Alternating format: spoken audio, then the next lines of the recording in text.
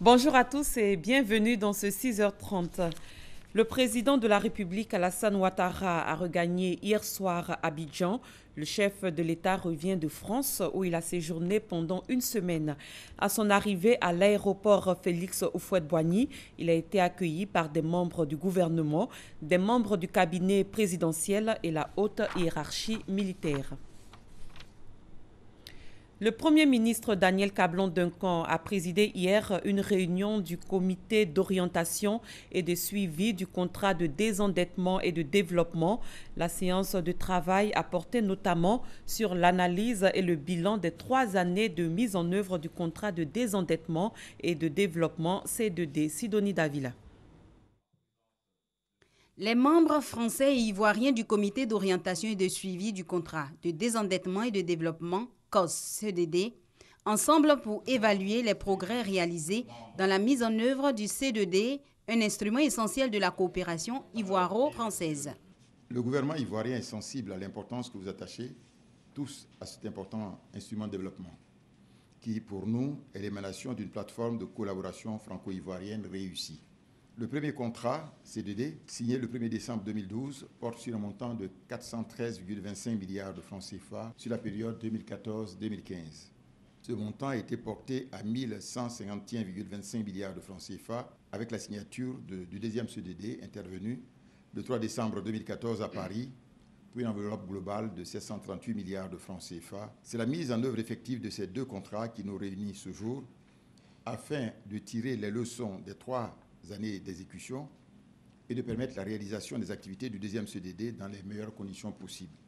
Au cours de cette rencontre, qui marque la deuxième réunion du comité d'orientation et de suivi du C2D, 2 conventions, une portant sur l'éducation et l'autre sur l'emploi, ont été signées pour la réalisation du deuxième C2D. Satisfaite du bilan des 3 années du contrat, la France entend mieux faire pour contribuer au bonheur des populations ivoiriennes. Nous finançons par là des projets très utiles aux populations de la Côte d'Ivoire, mais surtout l'enfance, l'éducation, tout ce qui concerne l'éducation des enfants, la formation des jeunes aussi en Côte d'Ivoire. Et je suis très heureux qu'un volet très important de ce que nous avons signé ce matin concerne justement l'éducation des enfants et la formation des adolescents, des futurs adultes, pour leur donner un avenir. Les choses s'améliorent, les choses vont vite et nous allons demain faire encore mieux. La réalisation du deuxième contrat de désendettement et de développement est pour les 2 parties un acte important qui vient consolider davantage les relations entre la France et la Côte d'Ivoire. La Fondation Jeunesse Numérique détecte des projets innovants et créateurs d'emplois pour aider les jeunes porteurs de projets à s'insérer dans le tissu socio-économique. Le ministre de l'économie numérique, Bruno Nabagné-Koné, a donné ce jeudi le top départ des activités de cette fondation. Il a bénéficié du soutien du ministre chargé de la promotion de la jeunesse, de l'emploi des jeunes et du service civique, Sidi Touré. Herman Niamé. Les jeunes porteurs de projets innovants à fort potentiel économique et créateurs d'emplois savent désormais à qui s'adresser. La Fondation Jeunes Numérique pour le soutien à l'innovation et à l'encadrement des jeunes qui vient d'être créée a pour mission de les accompagner. C'est dans le cadre de l'employabilité des jeunes justement que le ministre Bruno Koné a décidé vraiment de mettre en place cette fondation qui va soutenir les jeunes en matière d'innovation, les accompagner pour la formation, les accompagner dans un cadre d'incubation et également dans la recherche de financement. Pour le ministre Bruno Nabagné-Koné, l'avenir est numérique. C'est pourquoi il pense qu'il faut préparer les jeunes à rentrer dans cette ère du numérique en les accompagnant par la formation et l'initiation à la création d'emplois. Chers jeunes, innovez, créez, imaginez, organisez, mettez-y toute la rigueur, toute l'ingéniosité dont vous êtes capables. Soyez persévérants et sans doute la réussite sera au bout de vos efforts. Au cours de cette cérémonie, 10 sur les 50 promoteurs retenus et qui constituent la pépinière dans le cadre de la mise en œuvre de ce projet ont reçu chacun un kit. Durant 2 ans, l'ensemble de la pépinière sera accompagné par l'État de Côte d'Ivoire afin que les différents projets deviennent des entreprises viables ou autonomes. À cette cérémonie, un jeune promoteur a présenté un ordinateur avec un système d'Internet intégré. Donc avec notre ordinateur à connexion Internet intégrée, on réussit à produire un ordinateur à bas coût qui fait que l'utilisateur peut posséder un ordinateur pour juste le prix modique, un ordinateur de haute performance pour le prix modique de 80 000 francs. Partout où vous avez une couverture GSM, vous pouvez avoir accès à Internet. La Fondation Jeunesse Numérique a été mise sur pied par l'ARTCI, l'ANSUT, le VITIB, l'AIGF et les ATIC en collaboration avec Microsoft et l'ONUDI. Et le projet bénéficie d'un fonds de 500 millions de francs CFA. Pour clore cette cérémonie, la délégation du ministre de l'économie numérique et de la Poste a visité le centre d'incubation pour les jeunes porteurs de projets situé au sein du VITIB. La police nationale a été dotée de 17 nouveaux véhicules. C'est un appui du ministère de l'Intérieur et de la Sécurité pour renforcer les capacités opérationnelles des services de la police ivoirienne. Ces nouveaux véhicules ont été réceptionnés par le directeur général de l'institution, Hamza Diaby.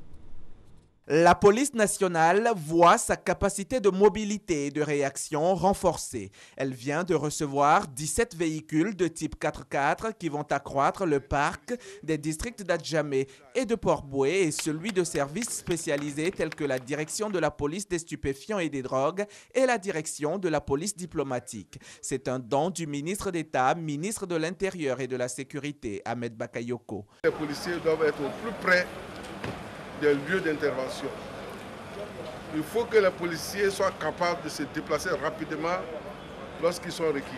Pour accroître la mobilité des services de police sur le terrain, le ministre d'État, le ministre de l'Intérieur et de la Sécurité m'a chargé de vous remettre les clés de 17 véhicules. L'administrateur général de la police nationale salue ce don. Selon lui, ces véhicules arrivent à point nommé. Le représentant du ministre d'État ajoute que le ministère de l'Intérieur et de la Sécurité continuera dans cette dynamique de dons pour rendre la police nationale toujours plus compétitive. C'est parti pour la deuxième édition du Festival des arts et cultures des peuples alliés de Katiola. Le président de l'Assemblée nationale, Guillaume Soro, a lancé jeudi dernier les activités. 14 régions de la Côte d'Ivoire prennent part à cet événement culturel. C'est une initiative de l'ONG Convergence. Charles Tatou. Le Festival des arts et cultures des peuples alliés de Katiola bat son plein. L'initiative est de l'ONG Convergence. Cet événement culturel, dénommé Carrefour des Alliés, est à sa deuxième édition. Il a même relevé un grand défi. Plusieurs troupes artistiques issues de 14 régions du pays ont convergé vers le chef-lieu de région du Hambol. Objectif, promouvoir les alliances interethniques. Ce festival est pour nous une façon de contribuer à la stabilité, de la paix et de la cohésion sociale dans notre pays. Nous, peuple de Katiola, sommes familiers à cette tradition car nous sommes effectivement alliés à plusieurs autres peuples de Côte d'Ivoire. Le parrain, Guillaume Soro, président de l'Assemblée nationale, a rehaussé de sa présence la cérémonie de lancement des activités de ce festival. Non, sans avoir été élevé à la dignité de chef traditionnel de Katiola. Les alliances contribuent à solidifier, à consolider la fraternité et la cohésion entre les peuples. Au nom de la République, de l'État, je suis là pour apporter mon soutien aux festivaliers et leur dire que nous apportons et nous accordons de la considération à ce qui est fait. Prestations artistiques et visite des stands des potières de Katiola ont marqué la première journée. Les directions régionales du ministère du Tourisme ont reçu des véhicules de la part du gouvernement, ce dont vise à rendre plus dynamiques et opérationnelles ces structures en vue de promouvoir le tourisme. Mamadou Kwasi. Des véhicules de type 4x4 aux directions régionales du Ouorodougou, du Sud-Komoué, d'Igbeke et de San Pedro. Des engins pour permettre la promotion du tourisme dans ces différentes régions de la Côte d'Ivoire. Selon le ministre du Tourisme, Roger Kakou, ce don s'inscrit dans la dynamique de promotion de la destination Côte d'Ivoire entreprise par le gouvernement. Car en plus des touristes étrangers, le ministère et Côte d'Ivoire Tourisme veulent promouvoir le tourisme intérieur. Roger Kakou a saisi l'occasion pour exhorter ses collaborateurs à plus d'efforts afin d'atteindre 1 million de touristes d'ici 2020. Le patron du tourisme ivoirien indique que le président de la République, Alassane Ouattara et son gouvernement mettront tout en œuvre pour la rénovation et la mise en valeur des sites touristiques. Cette rencontre a vu également la distinction de plusieurs acteurs du tourisme ivoirien Il s'agit entre autres du deuxième meilleur prix national de la meilleure restauratrice de Côte d'Ivoire revenu à Yam Douane Bienlé, installé à Mans.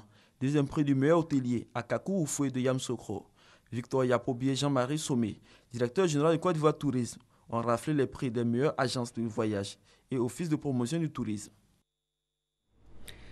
À l'étranger, l'ONU veut faire toute la lumière sur les accusations de viol commis par ses soldats, les casques bleus, en Centrafrique. Les Nations Unies ont promis des sanctions sévères contre les mises en cause. Chris Diomandé, Sidonie Davila. Le dernier rapport de l'Organisation des Nations Unies ONU sur les violences exercées sur des civils en Centrafrique présente de nouvelles allégations troublantes de violences sexuelles et de bestialité. Selon le haut-commissaire aux droits de l'homme et une équipe d'enquête de l'ONU, plusieurs soldats de la force française auraient forcé des jeunes filles à avoir des rapports sexuels avec des animaux en échange d'une somme d'argent. Des casques bleus du Burundi et du Gabon sont également accusés de sévices corporels sur la population. Il y a un très grand nombre d'allégations contre les forces internationales. Cela inclut la MINUSCA, la MISCA et Sangaris aussi. Nous essayons de parler aux victimes pour tenter d'établir exactement ce qui s'est passé et avoir une idée de l'ampleur du problème, les besoins et quelles seront les étapes suivantes. Pour la représentante spéciale adjointe du secrétaire général de l'ONU en République centrafricaine, ces actes ne resteront pas impunis. Nous n'avons pas pris de décision pour le moment. Nous devons savoir ce à quoi nous avons affaire. Nous devons savoir l'ampleur de ce à quoi nous avons affaire. Mais je peux certainement vous dire que de sévères mesures seront considérées et pourraient être prises. Particulièrement considérant la résolution du Conseil de sécurité il y a 2 semaines qui a vraiment défini l'importance pour l'ONU d'agir fermement contre les contingents qui n'ont à plusieurs reprises pas été à la hauteur des standards que les forces de maintien de la paix doivent avoir. Pour l'heure, une équipe d'enquête de l'ONU a été envoyée sur place pour des entretiens avec les victimes. Plus de 25 cas d'abus ou d'exploitation sexuelle ont été rapportés par l'ONU depuis le début de l'année. En France, des centaines de milliers de personnes ont défilé jeudi pour protester contre la loi du travail. Elles répondaient à l'appel de plusieurs syndicats, y compris des syndicats lycéens et étudiants. Nos reporters reviennent sur la loi Khomri qui divise gouvernement et salariés. Le projet de loi de réforme du travail provoque colère et grogne chez la plupart des syndicats de salariés, d'étudiants et de jeunes dans toute la France. Ils étaient un peu plus d'1 million à le démontrer ce jeudi à travers des protestations éclatées dans les grandes villes du pays. Ces manifestations ont fait réagir l'initiatrice de ce test, la ministre du Travail Myriam El Khomri. La manifestation d'hier était significative, en hausse par rapport aux précédents mouvements. Je reste à l'écoute, même si l'opinion publique ne peut pas être la seule boussole de l'action gouvernementale. Et même si il y a des inquiétudes qui s'expriment et qu'il faut écouter. Et donc je crois que le débat parlementaire doit nous permettre aussi de redonner de la pédagogie aussi par rapport à ce projet. La loi El Khomri, en clair, c'est tout d'abord un temps de travail assoupli, fixé à 10 heures maximum par jour, mais qui peut passer à 12 en cas d'activité accrue. C'est aussi un nouveau régime pour les heures supplémentaires. Toute heure de travail effectuée au-delà de 35 heures hebdomadaires constitue une heure supplémentaire et donne droit à une majoration salariale. Des licenciements économiques sont possibles dans les cas de difficultés caractérisées notamment par une baisse de commandes ou du chiffre d'affaires pendant plusieurs semestres consécutifs. Si le projet est plébiscité par le patronat, il se heurte par contre aux syndicats des travailleurs, qui y trouvent des germes de précarisation des emplois. Cette loi, qui prévoyait modifier en profondeur le Code du travail français, a plutôt favorisé une fronde sociale. Cet élément est signé Kader Ouattara et Sylvie Touré. Le Conseil de sécurité des Nations Unies a adopté hier à l'unanimité une résolution visant à ouvrir la voie à une présence policière onusienne au Burundi pour tenter d'apaiser les violences dans ce pays. C'est la fin de ce 6h30. Merci de l'avoir suivi. Très bon début de week-end à tous et à toutes.